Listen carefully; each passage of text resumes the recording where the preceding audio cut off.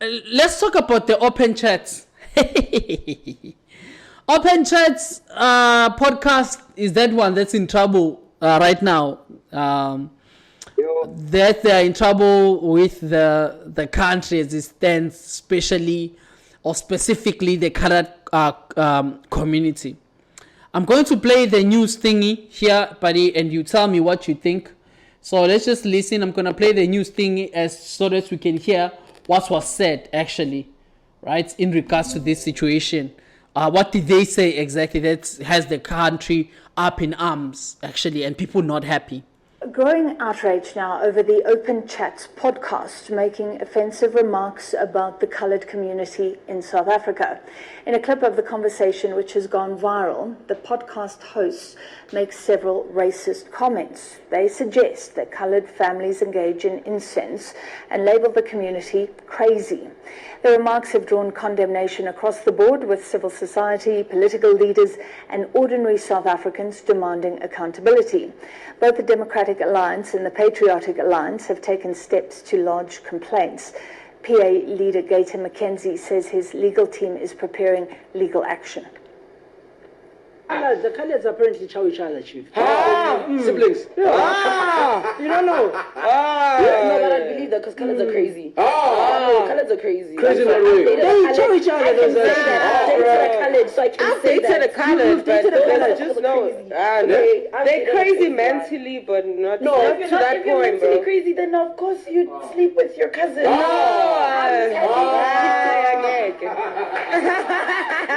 The Khaleds apparently chow each other, Chief.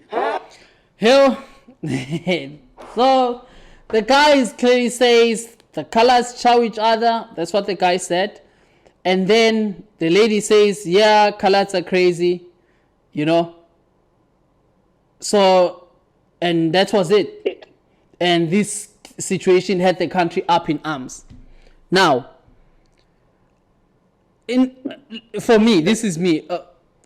Actually, crazy enough, as they are saying, no pun intended, I've had this before. This is not the first time when I've had this.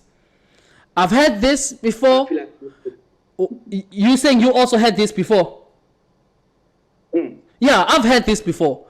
The idea that they're chowing each other and whatnot, I've had that before. The second part, the idea, I think that also the framework to say they are crazy. I also know what they are referring to. They are referring to the stereotype of violence. It's almost like when there's a context, you understand what they're saying. Yeah. It's a stereotype about how violent colored guys are, right? Especially like we know that it's a big stereotype that you don't fuck with the coloreds because they're violent, they're dangerous, they'll stab you and stuff. It's a stereotype. It's just a stereotype that is there, right? Now, I think the biggest problem with what's buddy? No, I'm just saying I'm agreeing with you. It's been a stereotype that's been made for years. Yeah, it's a stereotype that's been there for years. Yeah. The problem with stereotypes is when stereotypes are applied like how it sounds in this video to be made facts about a community.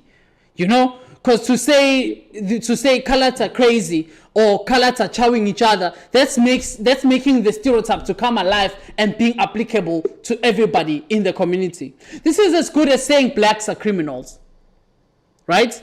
We know what people mean when they say blacks are criminals. We know what they mean, right? But to then say blacks are criminals as an umbrella term, this is where you are taking a stereotype out of context and then you are applying it to the larger community. I think the problem is there. Is that the problem for me? Because the idea that colors chow each other, as you've had that before. I'm sorry, I've had that before too. Actually, I've had that a couple of times. I forgot the name of this guy actually at UKZN. I've had that before a couple of times actually. This is not news to me. This is not news to me. It's just that the only problem that I had with Gayton McKenzie, they're opening a case and whatnot. There's this sentiment, especially from Gayton McKenzie. There's this sentiment to try but again, I think it's only fitting to the South African context. So this sentiment fits more in the South African context to remove colored people from blacks and establish them as a different entity and then make them, You know, because to me, when I think about these statements to say coloreds are crazy or whatnot, this is good as saying Zulus are crazy. I mean, you know how the stereotype about Zulu drivers. Zulus are crazy, they are violent, they like, you know, and Zulus don't want to speak other languages. They want all of us to speak Zulu, but they don't want to try to learn. That's what they say about us. Do you see? Everybody says Zulus are crazy, Zulus are violent. That's what they say about us generally, right? But then I wouldn't see that from a racist point of view if if a colored person says it. I just feel like there is this, especially in the political element of Gayton McKenzie, to try and remove the colored community from blacks and to make them these different entities. To me, at least to me, when I think of colored people, because of how close they are to me, they're just as good as Xhosa people, Swati people, like Sotho people, other people within the context of black. Do you get what I mean? It's like they are not Zulu, they are not Swati, they are not Xhosa, they are colored people and they have a culture of themselves as colored people, just like how I'm Zulu. But then there seem to be this attempt to try and remove them from black and make them a different entity so that we can claim racism. How could I be racist to a Gayton McKenzie? How could I be racist to a Gayton McKenzie who looks exactly like me? The difference is that I'm Zulu, he's colored. How could I be racist to him? To a Benny McCarthy who looks exactly like me? I don't get that. I don't get the racism thing, actually. Why they're pushing it toward the racism and removing the colored people from black. I don't get it. But it seems to be the politics for that. Because to me, this statement is not different from someone referring to Xhosa people and saying when they go to Ntabeni, maybe they do things to each other.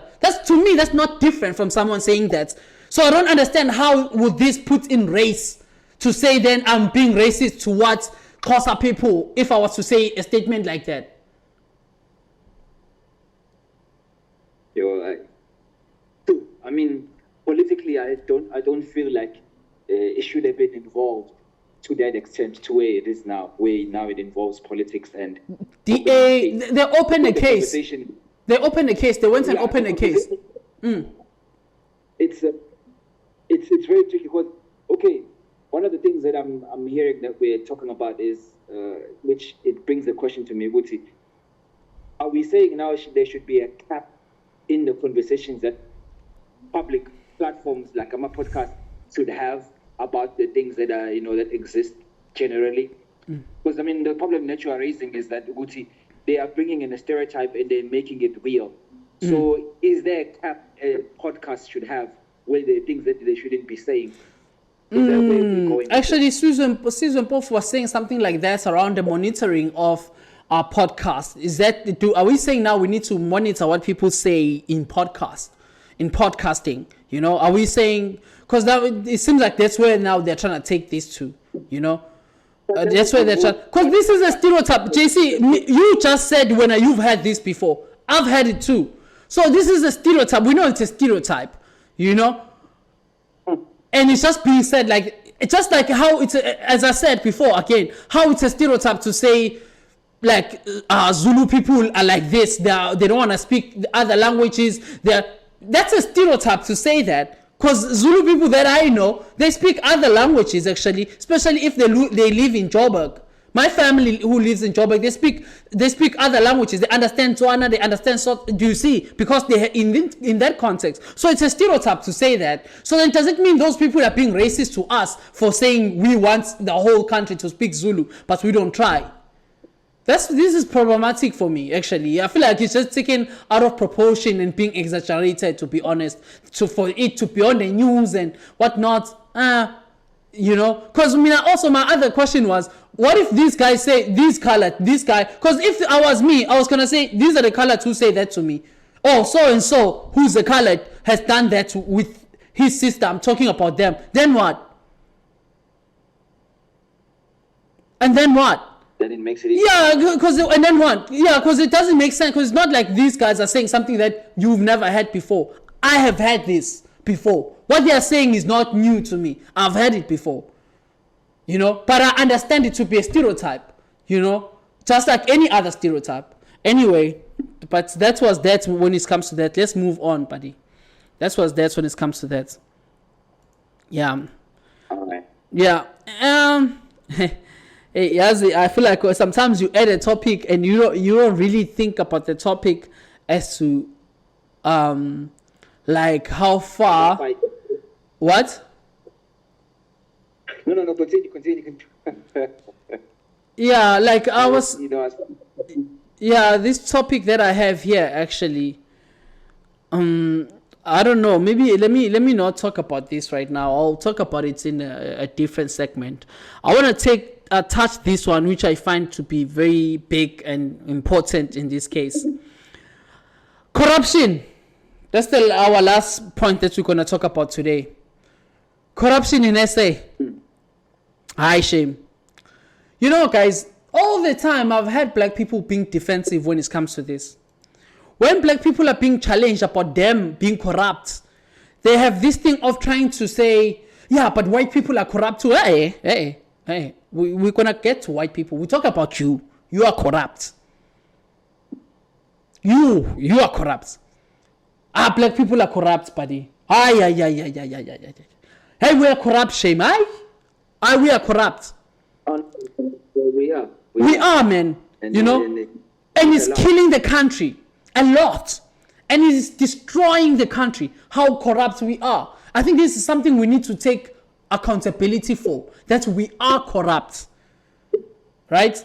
Yes, they are corrupt in the private sector too. They're business people too, millions, probably even more. True. We are not in that space to be going back and forth and arguing who's more corrupt. We are not there. This is not it. This is about us having accountability for ourselves. This is about that. This is about that for me. Like us as black people having accountability for ourselves and growing our communities. Nice, buddy. Why are we corrupt? Because I mean, as the moment you asked me to watch that video and I finished it, I went to just try and find out, psychologically, where does corruption come from? Where does it come from? The idea that, okay, when you feel like you should be in this position forever, and for you to keep it forever, you should pay people who are going to keep you in power forever. And then you just, there's never enough. No amount of money is enough for you to have. You want to just be there forever. Greed, bro. Greed. There's just that level of greed, bro. To that extent, I want to have it all for myself and not do shit for the community. Greed. That's what happens. Greed, man. Just I want to have everything all for myself. Yeah. I want everything for myself and not consider the community and who suffers with me if I steal this money. So the video that I said you must watch is Tebogo Malaka. Yeah, Tebogo Malaka.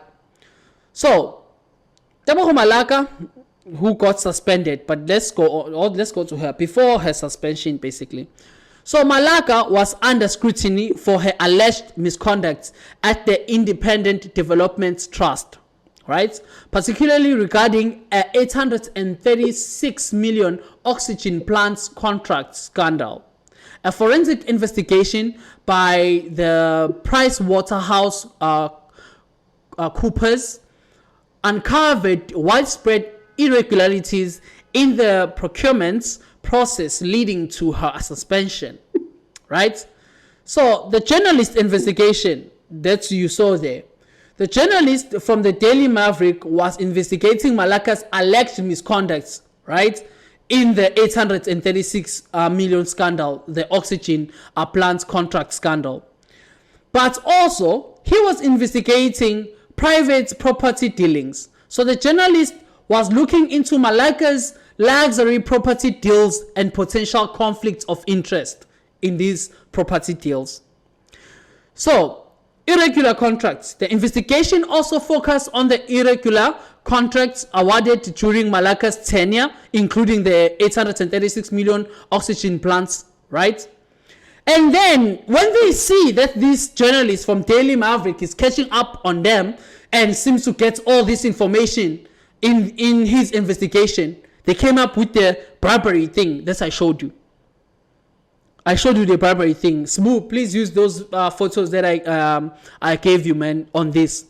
The bribery attempts. So the bribery attempts occurred when Malaka and the IDT spokesperson Pasha Maholane met with the journalist at a wine farm restaurant near Stellenbosch. So they offered 60,000 in cash to suppress the investigation, with Maholane placing a Dior shopping bag containing stacks of 200 notes on the table. So the journalist refused the bribe, as you saw, and the meeting was secretly recorded, as we were able to see the recording too. So this incident led to criminal charges being laid against Malaka and Maholane, including corruption, bribery, and breaches of fiduciary duties. I don't know if fiduciary duties means what, but anyway, so that is the case. Your take, buddy. Yeah, no, man, it's tricky because these people are trying to make sure whatever they're doing stays a secret, to not have everybody know what exactly is going on. And I'm not sure, Uguti, how much they have gained to even try to make sure that it doesn't get more publicized. In a sense, they're bribing this person because they know there's a lot more and they want to continue doing whatever they're doing. Yeah, of course. There is more for them to gain and they want to continue making more. That's how it works. It's just greed. Pure greed, nothing else. They know there is more and they don't want to be stopped. They want the corruption to continue. Yeah, and that's the thing. I mean, which is why I went to research the idea of psychologically the effect. Because if as a person, because I remember a case of a woman who embezzled over 200. Was it 200 million or billion? But it got, I think it's some lady. But got billions. It got some billions, and she was still there in the job, not quitting, nothing. And she was still continuing doing it. So if these people are in the position of Futi, you will have all these monies that you have embezzled or you have corrupted and you have been stealing. You feel the conscience to stop and be like, let me retire, let me leave, let me stop here. I think what confuses me the most is like, Kanti, how much are we trying to make, guys? Like, I don't get it. Like, isn't it, like, let's say I'm corrupt. My man, like, bro, 1 million is too far already. 5 million, I'm gone. I'm quitting. I'm circle. I'm home. Someone wants to be doing this for years and years. Yeah, it's just not enough. It will never be enough. Years and years, still. With the cop, what was she doing? Was she killing people? Yeah. With the cop, yeah. For years, she killed her fiance, killed the cousin or something. Ended up going out trying to open policies on street kids and shit like that to kill them. Yeah, I mean, okay, our corruption has a deep underlying thing as darkies that needs to be investigated. Because, as you said earlier, it ends up ruining everything around us. It ends up affecting other people who are outside. Because it goes back to the picture of the bridge. Like that bridge, which is supposedly 10 million. Is it 10 million or 5 million? Yeah. I mean, that bridge looks like it cost probably 20,000. Yeah, literally. Or probably less. So how do you say, Uguti, you took all that money, which could have saved the community, when are you saying you made a bridge that cost probably 1-2% of the money that you actually were given? Imagine that. That's our corruption. We are so corrupt. We are corruption. We are so bad, bro. Like when it comes to governance, when it comes to fucking decency, like ethics. We are so bad. We are bad. There's the only way. We need to understand we are bad for us to be able to deal with this. It's greed beyond reason. Like, it's just greed. Pure greed and just wanting everything for yourself. That's what it is. There's just nothing here. Of course, maybe it's just this. I hate to argue things based on past traumas and whatnot. Nah, bruh. Nah. It's greed, guys. It's greed. You know? And the idea that you think other people are like you even go outside to try and bribe, it's embarrassing. It's embarrassing. She should be embarrassed. Can you imagine? You even know you are wrong. You go to try and shut someone down don't find more. Stop finding more. It's embarrassing. Normalized. It has become normalized in their lives to act that way. Yeah, to act that way. Anyway, let's wrap it up here, buddy.